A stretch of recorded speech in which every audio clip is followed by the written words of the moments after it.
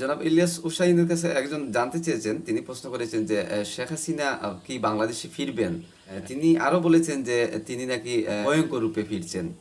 এ সম্পর্কে আপনি কি বলবেন, বা আপনার সংক্ষেপে যদি বলেন আপনার অপিনিয়ন। তিনি দেশে আসার জন্য মানে ব্যাকুল হয়ে আছেন। এমনকি আমি নিজে ওনাকে বলেছি যে এটা কিছুটা পরিস্থিতি দেখে তারপরে যাওয়া উচিত।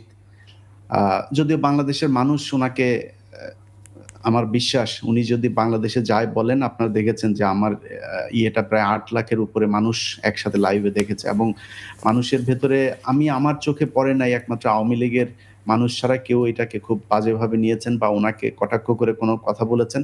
আমার বিশ্বাস বাংলাদেশে উনি যদি ফেরত যায়, বাংলাদেশের কোটি, কোটি মানুষ বিমানবন্দরে উনাকে অভ্যর্থনা জানাবেন।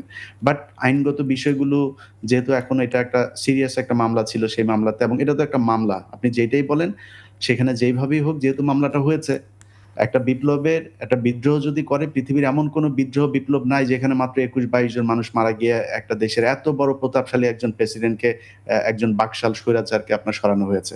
বাংলাদেশে ১ম হয়েছে এটা। মাত্র ২০-২২ জন মানুষ মারা একজন মানুষ মারা যাক সেটা আমি চাই না। কিন্তু আপনি কি করতে পারেন? আপনি শুনেছেন যে রাশেদ চৌধুরী তার বক্তব্যে বলেছেন, তারা যখন সেখানে যায় ১ম গুলি শুরু করেন শেখ কামালের স্ত্রী। তো যখন গুলি করবেন আপনি একজন সৈনিক মারা গিয়েছে আর্মির। তো মারা গেলে আপনি তো পাল্টা গুলি করবেনই। আপনি যখন অস্ত্রের মুখে দাঁড়িয়ে তো আর আপনি তাকে লাঠিচার্জ করতে পারবেন না, কাঁদানে গ্যাস ছুড়তে পারবেন না। আপনাকে অস্ত্রই ব্যবহার করতে পারবে। আর এটা আর্মি। আর এটা একটা বিদ্রোহ। সেই বিদ্রোহের মধ্যে যায় আপনি তো এটা করতেই হবে। তো সেটা হয়েছে।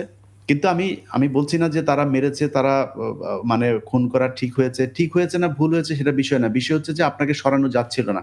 শেখ হাসিনা যদি নাকি পালিয়ে না যেত এভাবে, শেখ হাসিনাকেও তো ওইটাই করা যায়। আমি বাংলাদেশে থাকলে আমি নিজে মারতাম। তো আপনি এখন কিভাবে মারতো? ওই ১৫ই আগস্টের মতো মারতো না কেমনে মারতো সেটা পরের বিষয়। বাট মারতাম। ওকে এইভাবেই মারা হইতো। বিচার করা হইতো না। ওকে এইভাবেই মারা হইতো। আপনি সুযোগ যখন না